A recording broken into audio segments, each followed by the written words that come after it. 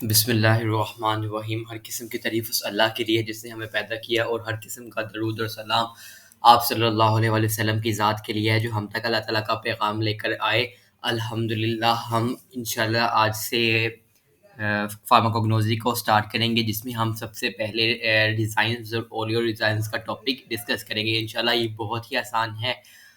अगर आप ये समझ गए हो कि फार्माकोग्नोसी बहुत मुश्किल है, तो इंशाल्लाह मैं आपको आसान सी वर्डिंग में समझाऊँगा। जैसे मैं आपको बताऊँगा तो इंशाल्लाह आपने वैसे ही लिख देना है, तो आपके लिए आसानी हो जाएगी इंशाल्लाह। तो सबसे पहले अब डिज़ाइंस रोलियो डिज़ाइंस की हम फिज़ियोकेमिकल प्रॉपर्टीज़ को देखते हैं कि इनकी फिज़ियोकेमिकल प्रॉपर्टीज़ में क्या-क्या चीज़ें आती हैं। सबसे पहली बात आपने ये याद रखनी है, इसको आप डिज़ाइन की डेफ़िनेशन के तौर पर भी लिख सकते हो कि जो डिज़ाइंस हैं वो हैं ऑक्सीडेटिव प्रोडक्ट्स ऑफ टर्पीन्स। ये टर्पीन्स के ऑक्सीडेटिव प्रोडक्ट हैं। अब टर्पीन खुद क्या है? ये एक एरोमेटिक कंपाउंड है। एरोमेटिक कंपाउंड ये समझ लीजिए जिस तरह बेंज़ीन का रिंग होती है उस तरह की यही टर्पीन्स उसी से रिलेट करती हैं। उसका जो ऑक्सीडेटिव प्रोडक्ट है, ऑक्सीडेटिव प्रोडक्ट का क्या मतलब है कि ड्यू टू ऑक्सीडेशन की वजह से जो प्रोडक्ट आएगा उसको हम कहते हैं रिज़ाइन्स। तो ये इसकी पहली आप कह लो केमिकल प्रॉपर्टी है या इसको आप एज़ अ डेफिनिशन के तौर पर भी लिख सकते हो डिज़ाइन्स की। दूसरा वो कहता है कि ये ब्रिटल होते हैं स्टार्ट में, जैसे आप ये पिक्चर में भी देख सकते हो थोड़े ब्रिटल लग रहे हैं और इनकी जो शेप है वो अमॉर्फस, ये अमॉर्फस सॉलिड्स होते हैं और ये ट्रांसल्यूसेंट या ट्रांसपेरेंट हो सकते हैं। अब इन दोनों ट्रांसपेरेंट और ट्रांसल्यूसेंट का आप डिफरेंस देख देख लो ताकि आपको थोड़ा सा आइडिया हो जाए। जो ये ट्रांसपेरेंट, ये देखो ये विंडो के अंदर बिल्कुल क्लियर नज़र आ रहा है उस तरफ, और ये देखो ट्रांसल्यूसेंट में थोड़ा डल नज़र आ रहा है, और ओपैक इसको कहते हैं प्योर वाइट की शेप को हम ओपैक कहते हैं। तो आपको इन दोनों में डिफरेंस थोड़ा सा समझ आ गया होगा। उसके बाद ये हो गया इसकी आप प्रॉपर्टी कह लो। उसके बाद जब हम इनको मेल्ट करते हैं तो ये हीट करते हैं तो ये सॉफ्ट और मेल्ट हो जाते हैं। उसके बाद अगर हम उनको फिर मेल्टिंग के बाद कूल करेंगे तो आपस में फ्यूज़ हो जाते हैं। फ्यूज़ का आप पता है दोबारा आपस में जुड़ जाते हैं, तो लिक्विड बनता है, फिर दोबारा वो फ्यूज़ होके दोबारा हार्ड सी फॉर्म बना लेता है। जैसे आपने ग्लू गन की अगर आपने इस्तेमाल किया हो तो ग्लू गन की जो स्टिक्स होती हैं पहले वो सॉफ्ट हो जाती हैं हीट करने अप्लाई करने की वजह से, फिर जब वो अप्लाई हो जाती है तो फिर वो दोबारा आपस में फ्यूज़ हो जाती हैं। तो अगर आपने इस्तेमाल किया तो आपको आइडिया हो जाएगा इसका बारे में भी। अब ये वाटर के अंदर सोल्यूबल नहीं है, जबकि ऑर्गेनिक या अल्कोहलिक सॉल्वेंट्स के अंदर ये सोल्यूबल है, और इसको जब हम फ्लेम करते हैं या हीट करते हैं, इसके फ्लेम्स कैसे होते हैं? स्मोकी फ्लेम्स होते हैं। इसकी 5-6 प्रॉपर्टीज़ हैं, आपने सिर्फ़ इतनी ही याद रखनी है, इससे ज़्यादा आपको याद रखने की ज़रूरत नहीं है। सबसे पहली बात ये एक्सोडेटिव प्रोडक्ट है टर्पीन का। दूसरे नंबर पर ये है कि ब्रिटल है, अमॉर्फस सॉलिड्स वगैरह हैं। अगर आपको इनको हीट करोगे तो ये सॉफ्ट और मेल्ट हो जाएँगे, कूल करने पर ये फ्यूज़ हो जाता है। वाटर के अंदर इनसोल्यूबल है, ऑर्गेनिक और अल्कोहलिक सॉल्वेंट्स के अंदर सोल्यूबल है, और इनकी जो फ्लेम है वो स्मोकी फ्लेम है। तो ये सिर्फ़ इनकी फ़िज़िकल प्रॉपर्टीज़ थी। उम्मीद है आपको इसकी समझ आ गई होगी। अब हम इसकी क्लासिफ़िकेशन देखते हैं, या इसके अलावा अब आपने एक बात ये याद रखनी है कि जो जो डिज़ाइन है ना वो एक कॉम्प्लेक्स मिक्सचर है। आपने ये बात याद रखनी है। कॉम्प्लेक्स मिक्सचर का मतलब है इसके अंदर काफ़ी ज़्यादा चीज़ें हैं। अब हमने उन चीज़ों को डिस्कस करना है, उसी के बेस पे इसकी क्लासिफ़िकेशन है। अब उन चीज़ों में क्या-क्या चीज़ें हैं? सबसे पहले डिज़ाइन एसिड्स आते हैं, उसके बाद डिज़ाइन अल्कोहल्स आते हैं। ये इसके आप कह लो क्लासिफ़िकेशन भी है इसकी, ये केमिकली कंस्टीट्यूएंट्स भी हैं, क्योंकि केमिकली कौन-कौन से इसके अंदर मिक्सचर्स प्रेज़ेंट होते हैं।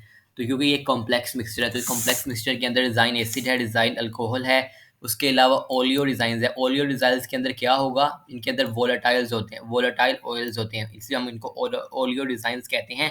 इनकी एग्ज़ाम्पल्स में अब एग्ज़ाम्पल भी आपने याद रखनी है। फॉर एग्ज़ाम्पल इसमें एमसीक्यू हो सकता है कि टर्पेंटाइल ऑयल किस क्लास से ये बिलॉन्ग करता है, तो आपने याद रखना है कि ये ओलियो डिज़ाइन की क्लास से बिलॉन्ग करता है। तो टर्पेंटाइन और कोपेबिया जो है वो है ओलियो डिज़ाइन्स की क्लासिफ़िकेशन के अंदर आता है। उसके बाद है ओलियो गम डिज़ाइन्स, जिनके अंदर गम प्रेज़ेंट होते हैं। अब वो कहता है कि इनको सेपरेट करना बहुत ही आसान है, क्योंकि जो गम है वो वाटर सोल्यूबल होती है। इसलिए ओलियो गम डिज़ाइन को हम डिज़ाइन के कॉम्प्लेक्स मिक्सचर से सेपरेट कर सकते हैं, क्योंकि ये जो गम है वो वाटर सोल्यूबल होती है। इसलिए इसकी एग्ज़ाम्पल्स में आता है एसाफोटिडा है और मिर है। तो ये था इसकी क्लासिफ़िकेशन, और इसके साथ-साथ इसकी आप इसके केमिकल कॉन्स्टिट्यूएंट्स भी हैं। उसके अलावा जो इसके अंदर केमिकल कॉन्स्टिट्यूएंट है वो है बाल्सम रेज़िनस मिक्सचर। बाल्सम रेज़िनस मिक्सचर के अंदर कौन-सी चीज़ें आती हैं? उसमें आती है सैनामिक और बेंज़ोइक एसिड्स। इसके अंदर आता है।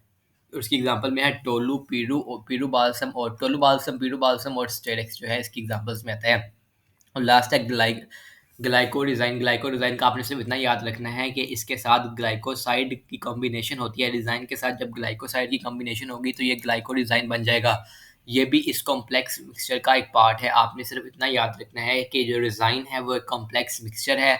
अब उस कॉम्प्लेक्स मिक्सचर के अंदर डिज़ाइन एसिड है, डिज़ाइन अल्कोहल है, ओलियो डिज़ाइन है, ओलियो गम डिज़ाइन है, बाल्सम रेज़िनस मिक्सचर है और ग्लाइकोडिज़ाइन्स हैं। ये आप कह लो 6 या 7 हैं कंस्टिट्यूएंट्स, ये इसके कॉम्प्लेक्स मिक्सचर के अंदर प्रेज़ेंट होते हैं। अब फिर हर एक के आगे सब टाइप है, तो आपने बस सिर्फ इतना याद रखना है। अभी क्लासिफिकेशन के हिसाब से क्लासिफिकेशन भी आ जाए तो आपने ये लिख देना है, अगर इसका केमिकली कंस्टिट्यूएंट्स भी आ जाएँ तो आपने ये वाला लिख सकते हो। उसके बाद हम इनको इंशाल्लाह बारी-बारी डिस्कस करना है इसको। सबसे पहले हम इसके रिज़ाइन एसिड्स को डिस्कस करेंगे। आपने ये याद रखना है कि रिज़ाइन एसिड में कि क्या क्या चीज़ होती है। रिज़ाइन एसिड ऑक्सी एसिड्स ही होते हैं। ऑक्सी एसिड का क्या मतलब है, ये कार्बोक्सिलिक एसिड्स या फिनोल्स ही होते हैं, उनकी वजह से ही ये रिज़ाइन एसिड बनता है। रिज़ाइन एसिड 2 चीज़ों से मिलकर बना है, एक चीज़ से मिलकर बना है ऑक्सी एसिड, और ऑक्सी एसिड के अंदर 2 चीज़ें हो सकती हैं, कार्बोक्सिलिक एसिड या फिनोल्स हो सकते हैं। अब ये फ्री स्टेट में भी हो सकते हैं। फ्री स्टेट का क्या मतलब है, ये कार्बोक्सिलिक एसिड और फिनोल की शक्ल में भी प्रेज़ेंट हो सकते हैं, या ये कन्वर्ट होके ईस्टर भी बनाए हो सकते हैं। रिज़ाइन एसिड की बजाय कार्बोक्सिलिक एसिड की बजाय ये कन्वर्ट होके एज़ अ ईस्टर की फॉर्म में भी प्रेज़ेंट हो सकते हैं, तो ये 2 शेप्स में ये प्रेज़ेंट हो सकते हैं। अब जो रिज़ाइन एसिड हैं वो अल्कलाइन सॉल्यूशन के अंदर सॉल्युबल हैं, जिसकी वजह से ये कोलाइडल सॉल्यूशंस बनाते हैं। आपने ये इसका पॉइंट याद रखना है रिज़ाइन एसिड्स का। और जब ये सॉल्ट बनाते हैं जो रिज़ाइन एसिड्स हैं, तो ये उनको हम कहते हैं रेज़िनेट्स। आपने ये पॉइंट याद रखना है कि जो डिज़ाइन एसिड्स के सॉल्ट्स हैं उनको हम रेज़िनेट्स कहते हैं। उनकी एग्ज़ाम्पल्स में, डिज़ाइन एसिड्स की एग्ज़ाम्पल्स में है एबिटिक एसिड है, ऑक्सीकोपेविक एसिड है और कॉम्बिफोरिक एसिड है। तो ये इसकी डिज़ाइन एसिड्स की एग्ज़ाम्पल थी। ये बहुत ही आसान, उम्मीद है आपको समझ आ रही होगी। मैं कोई दफ़ा ओवरव्यू दोबारा दे देता हूँ ताकि अगर आपका कोई पॉइंट मिस हो गया तो आप उसको रिवाइज़ कर लो। सबसे पहले वो डिज़ाइन्स, रोलियो डिज़ाइन्स की फिज़ियोकेमिकल प्रॉपर्टीज़ हैं, बहुत ही आसान है। ये क्या है कि ऑक्सीडेटिव प्रोडक्ट ऑफ टर्पीन्स है। टर्पीन क्या है वो मैंने आपको बता दिया, एरोमेटिक कंपाउंड है। उसके बाद ये ब्रिटल है, अमोर्फस है, सॉफ्ट करेंगे हीटिंग करेंगे तो सॉफ्ट हो जाएगा, कूल करेंगे तो फ्यूज़ हो जाएगा। वाटर के अंदर सोल्यूबल नहीं है, ऑर्गेनिक और इनऑर्गेनिक और अल्कोहलिक सॉल्वेंट्स में सोल्यूबल है, स्मोकी फ्लेम है। कंपोनेंट्स हैं इसके, डिज़ाइन एसिड्स हैं, डिज़ाइन अल्कोहल्स हैं, ओलियो डिज़ाइन इसके कंपोनेंट्स हैं, ओलियो गम डिज़ाइन इसका कंपोनेंट है। ये ओलियो गम डिज़ाइन जो है वो कंपोनेंट, उसको सेपरेट करना आसान होता है क्योंकि उसके अंदर वो वाटर सोल्यूबल है। इसका जो बाल्सम रेजिनस मिक्सचर है और उसके अंदर ग्लाइको डिज़ाइंस है, और हमने इसको डिटेल में पढ़ लिया। अब डिज़ाइन एसिड को भी पढ़ लिया। उसके बाद अब डिज़ाइन अल्कोहल जो इसका दूसरा कंपोनेंट है उसके बारे में पढ़ेंगे। डिज़ाइन अल्कोहल में क्या है कि इसके अंदर कॉम्प्लेक्स अल्कोहल्स होते हैं। डिज़ाइन अल्कोहल्स क्या हैं? कॉम्प्लेक्स अल्कोहल्स हैं। कॉम्प्लेक्स अल्कोहल का क्या मतलब है? ये सिंपल जो हमने अल्कोहल पढ़ा था वो नहीं है, थोड़ा-सा इनकी मॉलिक्यूलर वेट ज़्यादा होता है, इनके अंदर चीज़ें थोड़ी ज़्यादा लगी होती हैं, इसलिए कॉम्प्लेक्स अल्कोहल्स को हम कहा, क्योंकि इसका मॉलिक्यूलर वेट हाई है, और इसकी वजह से कॉम्प्लेक्स अल्कोहल की वजह से इसका मॉलिक्यूलर वेट हाई है। अब इसकी 2 तरह की टाइप्स होती हैं, एक होता है रेज़िनोटेनॉल्स होते हैं और एक होता है रेज़िनॉल्स होते हैं। अब जो रेज़िनोटेनॉल, अब जैसे टेनॉल के नाम से पता चल रहा है कि ये टैनिन की लाइक रिएक्शंस देते हैं। जब ये टैनिन लाइक रिएक्शंस देंगे तो हम इसको रेज़िनोटेनॉल्स कहते हैं। जब ये इस तरह के रिएक्शंस नहीं देते तो हम इनको क्या कहते हैं, रेज़िनॉल्स कहते हैं। अब रेज़िनोटेनॉल्स की एग्ज़ाम्पल्स में मैंने लिखा हुआ है अलोए रेज़िनोटेनॉल फ्रॉम अलोए और पीरो रेज़िनोटेनॉल फ्रॉम पीरो बाल्सम। इसी तरह रेज़िनॉल्स की एग्ज़ाम्पल है बेंज़ो रेज़िनॉल फ्रॉम बेंज़ोइन और स्टोर रेज़िनॉल फ्रॉम स्टोरेक्स। तो ये अब ये भी फ्री स्टेट में भी प्रेज़ेंट हो सकते हैं और ईस्टर की फॉर्म में भी प्रेज़ेंट हो सकते हैं। देखो कितना आसान है रेज़िन अल्कोहल। 2-3 बातें हैं, आपने सिर्फ़ इतना ही याद रखना है, ये काफ़ी होगा। डिज़ाइन अल्कोहल में वो पहले क्या कहता है, क्या ये कॉम्प्लेक्स अल्कोहल हैं, उसके बाद वो कहता है कि इसका हाई मॉलिक्यूलर वेट है। अब ये 2 तरह के होते हैं, एक रेज़िनोटेनॉल होता है और जो टैनिन टाइप रिएक्शन देता है, और दूसरा रेज़िनॉल्स होते हैं, जो इस तरह के रिएक्शंस नहीं देते। लास्ट पे हमने डिस्कस करना है कि रेज़ीन्स क्या होते हैं और ग्लाइकोडिज़ाइन क्या होता है। ग्लाइकोडिज़ाइन का तो आपको पता है, जो ग्लाइकोसाइड की तरह कॉम्बिनेशन देता है, ग्लाइकोसाइड्स के साथ कॉम्बिनेशन देता है। और रेज़ीन्स क्या है, आपने ये याद रखना है कि ये डिज़ाइन से ऑपोज़िट है। इसके अंदर जो डिज़ाइन वाली केमिकल प्रॉपर्टीज़ हैं वो नहीं होती, ये केमिकली इनर्ट होता है। तो इसलिए हम इनको रेज़ीन्स कहते हैं। देखो ये लिखा हुआ है, पहली बात तो ये केमिकली इनर्ट होता है। इसका क्या मतलब है, जो डिज़ाइन्स की केमिकल प्रॉपर्टीज़ हैं वो इसके अंदर नहीं होती। इसीलिए ये केमिकल प्रॉपर्टीज़ से डिवॉइड, महरूम है। डिवॉइड का मतलब होता है महरूम। दे आर ने है ये नेचुरल सब्सटेंस ही, लेकिन ये महरूम है केमिकल प्रॉपर्टी से, या कह लो कि इनके अंदर केमिकल प्रॉपर्टीज़ नहीं होती। इसी वजह से ना ये सॉल्ट्स बनाते हैं, ना ये एस्टर्स बनाते हैं। हमने ऊपर देखा कि जो डिज़ाइंस हैं वो एस्टर्स भी बनाते हैं, वो सॉल्ट्स भी बनाते हैं, और वो अल्कलाइन सॉल्यूशन के अंदर सोल्यूबल भी होते हैं, जिसकी वजह से वो कोलाइडल सॉल्यूशंस बना रहे थे। जबकि जो रेज़िन्स हैं वो ना साल्ट बनाते हैं, ना ईस्टर बनाते हैं, और ये इनसॉल्युबल होते हैं अल्कलीज़ के अंदर। देखो इनसॉल्युबल इन अल्कलीज़। लास्ट है ग्लाइकोरेज़िन्स। ग्लाइकोरेज़िन क्या करते हैं, ये शुगर और रिज़ाइन एसिड को यील्ड करते हैं जब इनकी हाइड्रोलिसिस कॉज़ होती है। तो इसकी एग्ज़ाम्पल में है रिज़ाइन ऑफ जेलप। तो आपको उम्मीद है ये भी समझ आ गया होगा। अल्लाह अकबर! तो अच्छा, वो ये कहता है कि जो रेज़िनोल होता है वो do not give such reactions. इसका मतलब है कि जो ऊपर हाइड्रोलिसिस हुई है ग्लाइकोरेज़िन्स की, और वो यील्ड दे रहा है शुगर और रेज़िन एसिड को।